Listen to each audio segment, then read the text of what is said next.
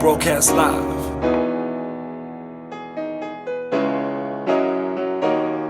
Yo, D, how you doing, man? I'm chilling, bro. How you? Good, man. I'm wow. Welcome to Tusko's court. All right, cool. Yeah. Welcome to my court, man. So, you come through. I've been talking to you, for a while. Been looking at what you've been doing, and since the hustle, you've been doing the most, man. You've been doing the most. It feels like the moment you left the hustle, you were looking at all these niggas. And you was like, yeah, I might have left this place before all of y'all, but I'm gonna do the most. Do you feel like, given the fact that, and don't take this as a negative way, right? But it was sort of an L when you left because, you couldn't spit your verse and you couldn't do whatever you did. Do you feel like you've turned that L into a win? Yeah, bro. Because obviously, like, it happened, and then, like, a lot of stuff came after. I had to go through personal, like, growth after all that because, like, I started questioning myself. Am I really meant for this? Do I really want this type of thing? So I went through that internally. And then after that, like, I think the best part of my journey has been, like, me coming up and meeting, like, the Punchline team. Because when I joined the hustle, I didn't have, like, management or support structure. I was literally just a rapper. So afterwards, after I joined Punchline, like, they kind of put back that self-belief, they kind of put back. We started making music, it started being fun again. So I think I did turn it into a W. It could have gone south, but I think I did. Talking about the Punchline thing, I was actually thinking about that. That was actually supposed to be my first question because I wanted to ask you, after you left, immediately afterwards, like, okay, maybe it wasn't afterwards for you guys, but immediately for us who were watching at home, right? Immediately afterwards, this nigga signed to, like, Punchline. How did that whole thing actually, come into existence? Punchline, right, was they were originally managing Manu before everything happened. Oh, okay. Just Manu. You already had management before the hustle. Okay. So I knew Manu just on social media and stuff. So I met him at the house in the hustle. And then he was just a cool guy, we vibed. I think we shared before we went to the house, when we went to the hotel, me and him shared the room. So, we were cool, we were homies. And then we just started talking about making music afterwards and stuff. And then after we got out, I linked up with him. And then he linked me up with the whole team. And then that's when kind of we made the whole Punchline thing. But it wasn't even called Punchline at the time. It was just whatever. It was just the thing. So, like, who owns it? Because, like, I always ask myself this question. I always see something like, okay, Punchline Media. Right? Sometimes I think just like these niggas after the hustle, came and, collected each other, and then there was, Luna and Tony X, and they created this thing. And, because, we're better together than... Of course, that's strength in numbers. Strength in numbers. But it seems like, the way that you're explaining it, it seems like it's something that is owned by someone else and that you guys are actually a part of. Just explain it to me. What is obviously, me, myself, Tony, Luna, and Manu are the artists in Punchline with the talent, and then Shanghai, Tebe, and Wandi are the management team. Okay. You know what I mean? So what that means is, like, they sort out everything for us. The management team consists of Shanghai, Tebe, and Wandi. So who owns it is, we birthed it together type of thing, we all know. A team. We're a team, but we know our roles. You know what I mean? So like we birthed it together, it's our baby. It's Shanghai's idea. Shanghai's the MD, so maybe he's the most, forefront person that you want to talk to. But I don't even think he would be like, I own it. Like, it was, we birthed it together, we're at his house, and then the idea just came up, And it's working. It's working out. It's working out. So, obviously we already spoke to you previously. It's like I spoke to you about the whole, how then afterwards the Question thing came about. That's why I'm saying when you left the hustle, it seems like it was just like everything was cool. It's like, I'm cool. Y'all kick me out, but y'all gotta know that I'm gonna kill all your niggas. Cause like I'm looking at it, I'm like, of everyone there, you I think you might actually be the only one that actually, you got the biggest feature, bro. Like, this nigga walk out and like, the biggest feature. Bro. Like, everything happened organically, like, I can't even lie. when I came out of the hustle, I was depressed. Yeah. I was depressed. I wanted to go back home. I wanted to go back to Rustenburg. Because you wanted to win. Yeah, of course. You go there, you want to win. You also don't want to like lose in front of your idols. Yeah. You know, your idols telling you cuck on the show. It's like, what? You know? Yeah. So, I mean, but the thing with Questa just liked my verse that day. Yeah. On that particular challenge. And Questa's a down-to-earth guy. Yeah. Get out. Get out. So he was like, yo, bro, like anytime you need something or whatever, just call me. I have a homie who produces for Questa, Gobi Beats. Gobi Beats. Yeah, Gobi Beats. Shout out Gobi. Shout out Gobi, yeah. He's from Rustenburg as well. Yeah. So, you know, me going the whole rap life route was kind of, also K Zaga's the TLT DJ, he's also from Rustenburg. Yeah. So we kind of homies already, so I was already chilling around them. But, you know, Questa just liked my vibe and my raps. So it was just organic, bro. I didn't know when I left the hustle, you know. It was just it was organic. And then it actually just immediately just happened. Like I said, I had dope management, so we followed up. As soon as he said, yo, give me your number, call me tomorrow, I wouldn't have called him, you know, because I would have been like, that nigga's, he was just probably just saying that to make me feel better. But my manager called him, he was in Cape Town, he was sick. He's like, yo, don't worry, I'll come through next week, I'll do the verse. Called him again, he missed the first day. We were supposed to drop a week later. Didn't have the verse, called him again, did the whole managerial thing, you know, fixed it, everything. And then we went over to the house and we did it. Just sticking on that, how important was it for you, like, in terms of just after leaving the hustle, right? You say that you were depressed and stuff, but how important was it? Because I noticed that you guys kept dropping. I mean, even recently I saw a track, I think it's you and Gobi. Me, Gobi, Luna, shout out, How important was it for you guys to just keep being consistent with the music, you know? Very important. Like, very important, because it, like, essentially that's what we do. Also, like I'm saying, me making music gave me my self-belief back, because you know when niggas are like, oh, you can't rap, you'll never sell, you know. So you wanna make music and you wanna like explore different sides. So Potion, I think you're referring to Potion, that was the first thing that we dropped collectively. It was dope because like all four of us, like I'm more the rapper kind of guy, but then on Potion, like I was singing, I was trapping, I was trying, you know what I mean? Just like to go and to see like these niggas are lying, like I will sell type of thing, you know? So that was very important to get like confidence back and to be able to go back and make the moves. So come down this year, right? You know, you're having a pretty good year. You know, you this year, I think earlier this year you dropped 2 hours, 2 hours from G Park. You know, and you came through. You also gave us an interview about that. And you know, after dropping that, you know, when was it? Was it 2 weeks back or a week back? You know, the announcement comes through that yo, you know, I've just signed with Universal. You know, how does that come about? Just take us through. So the people at Universal, right? Like I knew them, but in passing.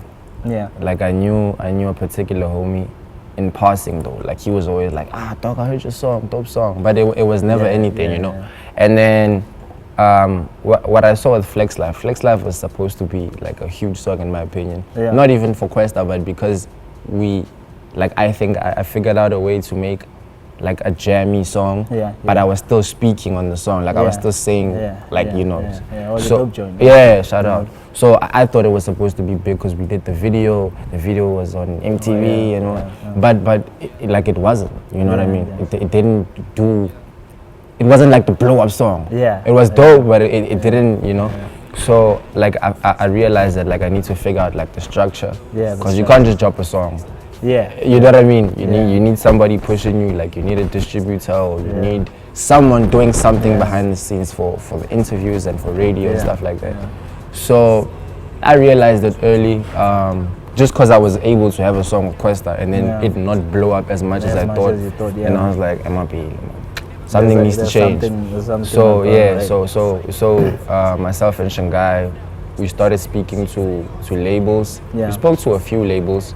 I don't know if I can mention the others, but we spoke to a few, and then we spoke to them for a while. 2 hours was supposed to drop under Universal. Okay. Yeah, but we were still talking, and it was taking long, and I was like, dog, let's just drop it, like fuck, you know what I mean? Because the fans wanted, you know, and also it would have helped Universal to make a decision, because now we dropped new stuff, and then they could see like, this kid is actually, you know, because it trained at #1, you know, it did well, it was well received, so I think it also was a catalyst for Universal to be like, okay, we can.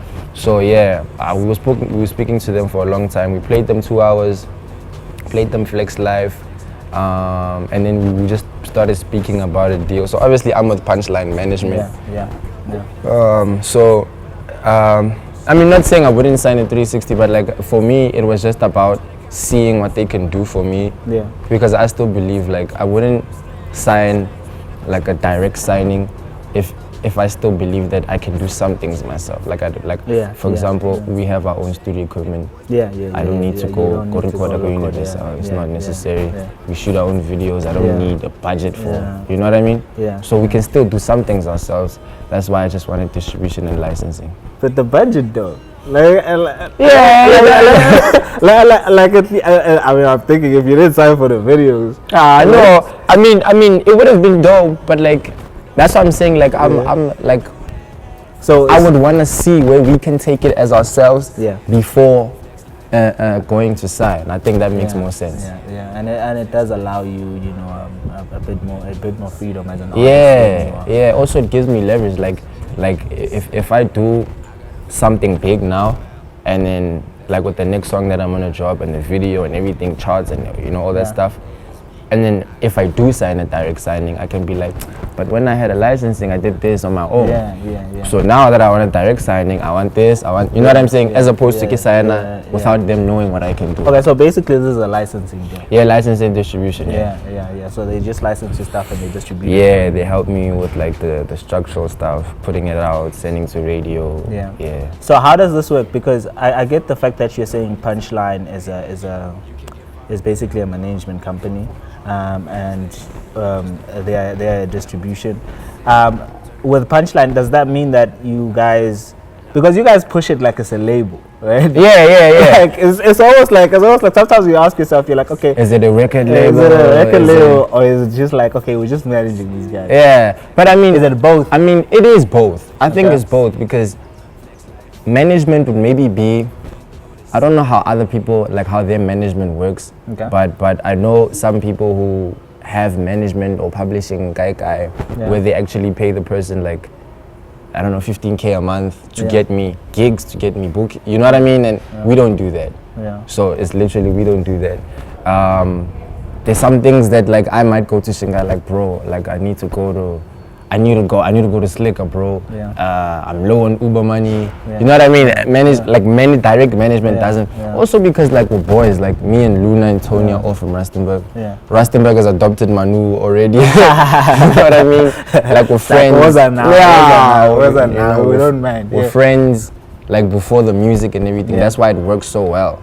So I think like it started out as managing, like, you know what I mean? But like we're boys, so for it to be like, okay, this is what we're gonna do as management. Don't ask me, because management also wouldn't help me out with my video. That's exactly. You know what I'm saying? That's why I'm asking. Yeah, we've crossed those lines. Also, like, we do help each other out. Like if you need something, obviously he knows it's gonna be beneficial for me, so he helps me out.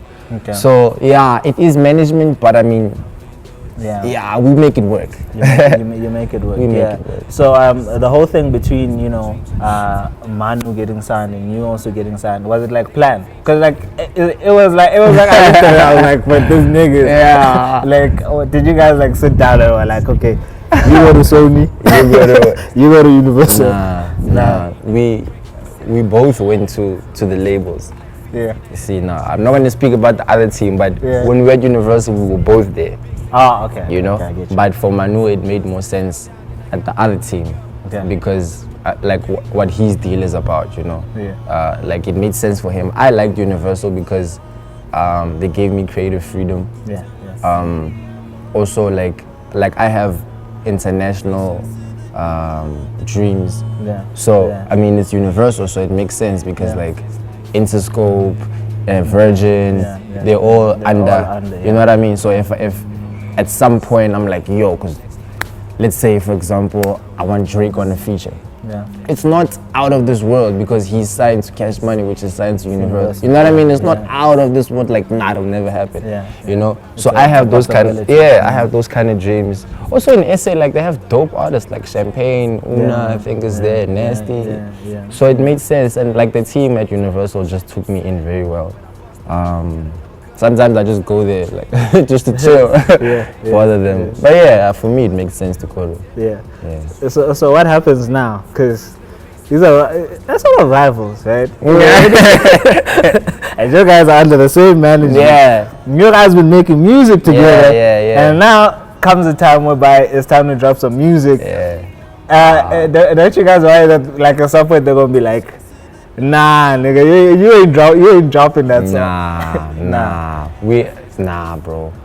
I don't think so, because like we support each other. You know, we support each other all the way. We make the music together. That's another thing. If it was two direct signings, if Manu was at Sony 360 and then I was at Universal, then maybe it would be like conflict of interest. But we make the music together and then we send it to the labels and then they help out. So we'd never make a song that says, you know, fuck the other label. So like nah, I never do that. Nah, you know, it never. So I'm like, there's never a point where like, nah, don't drop that song or whatever. Like whatever works for you, it's gonna work for you. So you dropped 2 hours from G-Park. And now the big question is, because I was asking myself, because you know it's an EP, it's a project, right? But you know, are you planning on dropping another project? Are you planning on dropping an album? Because usually what you see when people sign to licensing deals with Universal and them, it's like the album gotta... I do have ambitions of dropping an album. I don't know if it'll be this year. I doubt it. But I do, of course I do. I want to drop an album. Like for me, like it's like there's a lot of people that do a lot of things these days for the hype and for the clout. Like for me, bro, like I'm really like one of the real, like it's only music for me. Purist. Dog. Purist, but not even purist. Like it's music. Like it's music. Like I want the accolades. I want the charts. I want the records. I want to go down in history. You know, I don't want. Not to say I don't want, but like, if you offered me an endorsement from this clothing brand or a Sama, I'm taking the Sama. You know what I'm saying? Like I want 10 albums, 10 platinum albums. I want to win What Thought of the Year. You know what I mean? So it'll always be about the music for me. So are there any like big features, you know, after the Questa feature, because you've got this thing, dropping dope features. We're getting these dope features. Are there any other big features coming? And are you guys, you know, are you and Questa also gonna work on something in the future, do you think? Like the Questa feature happened because I said it was organically, you know, like he reached out to me and then we did that. So any other feature that will happen will be like I never want to put people on a song for their name. Like okay, this guy's popping, let's get him. I mean, even if it's like AKA. No, like if it's because there are songs that AKA is on that didn't do as well as they should have done. Features, I get you. You know. So no, like if it makes sense, like I said, like for me it's about the music, bro. Nothing else matters. So if it makes sense to get someone on a song, and if his energy is dope, boom. So if Drake sends you a trash verse. Nah, bro, what am I gonna do? It's not gonna pop. Nah, bro. Is it gonna pop? If it pops, of course, but then it won't pop if it's trash. I mean, you might have to have it. Like, if a big artist ever sends you a verse and it's trash, talk to me. I'm gonna tell you. You know what? This is another thing I like about Questa. Questa recorded his verse, and then he called me. He's like, "Bro, do you like it?" I was like, "Yeah." He's like, "Are you sure, bro? Like, tell me." You know what I mean? It wasn't like, "Do it," and it's like, "I can't do it." Like, no, but like he was legit. Expected you to be like, "Nah, man, Nah, like it was a legit comment. Like we were making jokes throughout the day and shit. But like when it came to the it's like, what do you think I should add? You know what I mean? Even when Marco was cleaning up the verse, like he was like, does this make sense? Does this make, you know what I mean? So it was dope. Like it was dope. It wasn't even a feature. It was like a collab. But both of them jail and I would have, bro. I really would have, because like, bro, like, what's up, child? Like, as in question, man. Bro, for me, nah, dog. Like celebrities, ne? Yeah. Or you know, celebrities. For me, like I've met and I've been around. Yeah. Like all my biggest, like when I like at the hustle, I met my biggest like idols in like the space of a week. Like AKA, Cooley, Anati, MT. So for me, like when a celeb comes here or whatever, like it's not like bro, like it's cool. Like I go to the Rap Life crib and Kid X is there. Mark was a celebrity, Kobe is a celebrity. They just did Russian Bear, and you know it's like it's cool. So I'm comfortable enough to be like. You also feel like I'm a star now. Cause it's my of course it's my song. It's my song. It's the difference if it's your song. But if if we're working on my song and I'm gonna put it out because I must believe it. So I'm obviously I'd find a way to be like, Donna, maybe let's change this. I wouldn't just be like, nah, that's whack, bro. You know what I mean? But bro, it's my and also my team.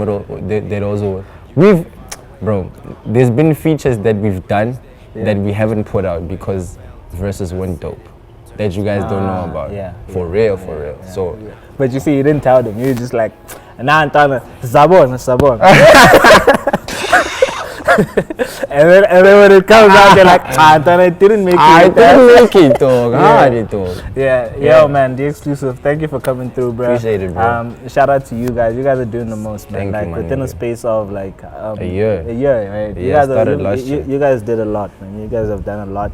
You've been dropping a lot of music, and people have been really gravitating to what you're doing. Thank you, bro. Shout out. Thank you. One time. Broadcast live